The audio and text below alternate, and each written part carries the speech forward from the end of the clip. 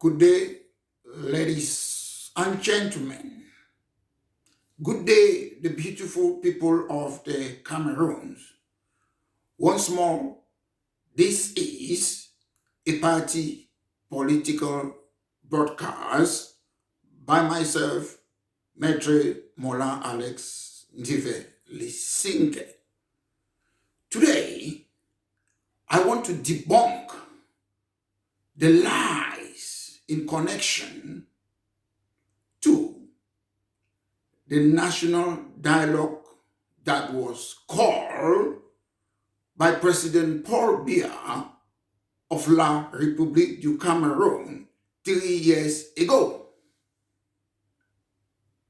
A lot of CPDM militants, supporters, and sympathizers of the ruling CPDM party have talked about recommendation from the major national dialogue.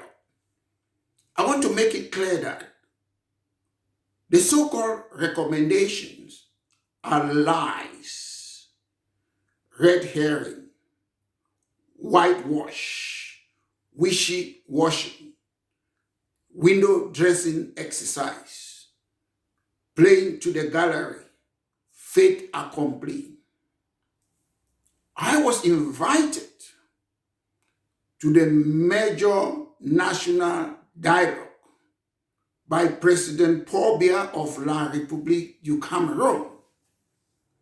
Before we arrive for the major national dialogue, the ruling CPDM party have already created 8 committees. You have the Decentralization Committee, the Judicial Committee, Education Committee, Disarmament Committee, and others. So they have already arranged what they want to talk about. But you know, when people want to lie, when people want to deceive people, other people, what do? They make mistakes. In criminal law, they always say, a criminal always leaves something that will trace the criminal. Unfortunately for them, it was clearly written on the invitation that we were invited by President Paul Biya of La République du Cameroon to discuss about the situation in Northwest region and Southwest region, former British Cameroon. That is what the invitation made it clear to us who went to that major national dialogue against all odds. Unfortunately, when some of us like myself, who was in the Decentralization Committee, they were instead talking about Adamawa, East, Far North, South, North, Littoral, West, Central region. So 99% of the discussion was about the other French 8 region.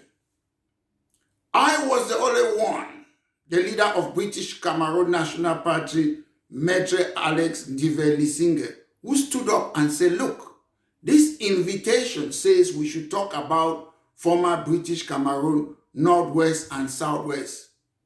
They did not give me an answer.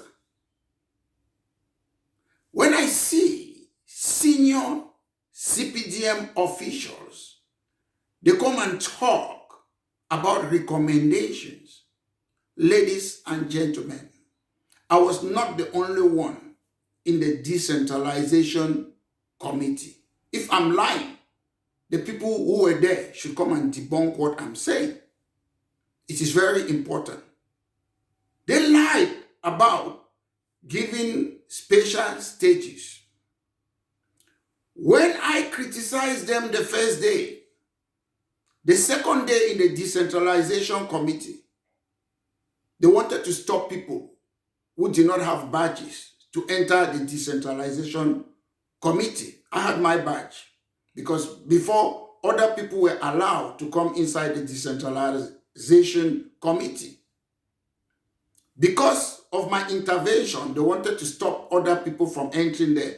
Again, they have to say that they should ban people from taking video. As stubborn as I am, I said I will take that video. They cannot stop me. If they like, they do what they want to do. When I challenged them, the chairman Gwese called for the police to come and arrest me. I was there. I said, let him bring the police because it was fait accompli. The national dialogue, the chairman was an Anglophone.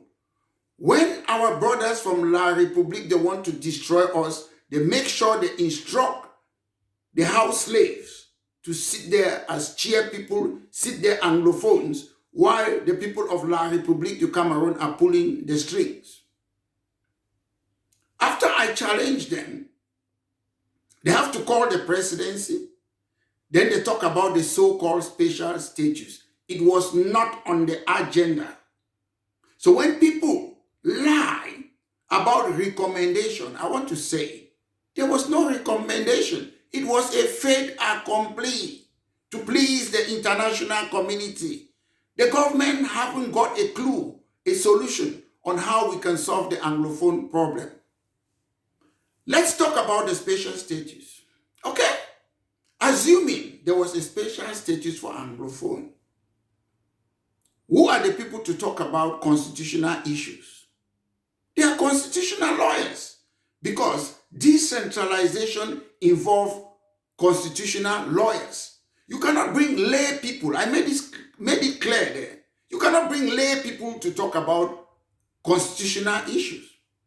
You cannot take somebody who cannot pilot a plane and say, go and pilot a plane. You cannot take somebody who is not a medical doctor, who does not know how to do an operation, to do an operation. If you don't have a driving license, you cannot drive a car. So that's why I say the major national dialogue was a whitewash. I like to give my example. I like to compare good things. If you look at Scotland, they have decentralization. Another name for decentralization is devolution. And what happened in Scotland? They say Cameroon have decentralization. I've seen my former lecturer, PM Diongute, go around selling decentralization, something that is not existing. I've seen Mr. Mbayu going around selling decentralization, something that is not existing. I've seen Paul Tassom, a minister, going around selling decentralization, something that is not existing. Decentralization, if there is one, the powers have to be in the constitution, like in the United Kingdom, where the Scottish people, their powers are inside the constitution of the country. In a decentralization, you have what you call reserve power. That's what the powers that will remain with the central government.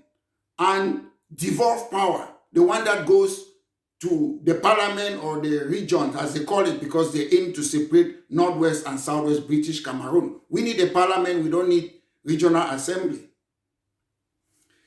I want to ask all these people who talk about recommendation, which powers were recommended that they should give to former British Cameroon? Which powers?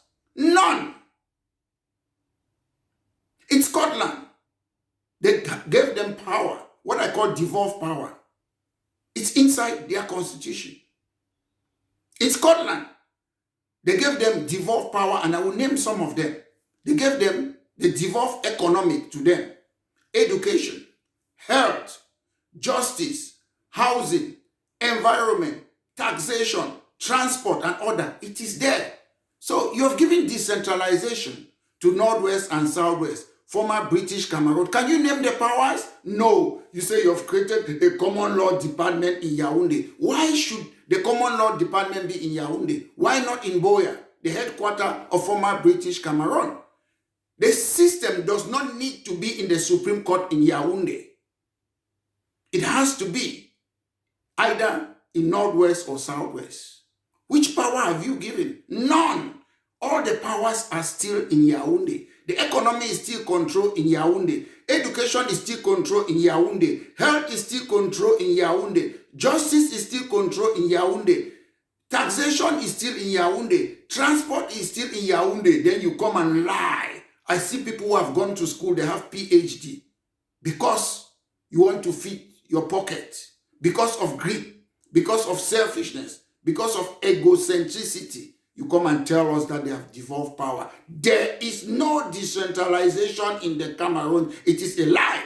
And when you have scammers, you have liars, you have thieves running a country, oh my God, we are finished. Ladies and gentlemen, this is a party political broadcast by myself, Maitre Mola Alex Ndiveli-Singere, the leader of British Cameroon National Party. My next episode, I'll be talking about how Mr. Biya is incapacitated, how they have hijacked Mr. Biya. I love Mr. Biya as a person, but somebody like Mr. Biya at his age, somebody who is suffering from memory loss should not be in that position to govern people. So that's my next episode on my party political broadcast. You can follow me on YouTube as Maitre Mola Alex Ndiveli-Singere.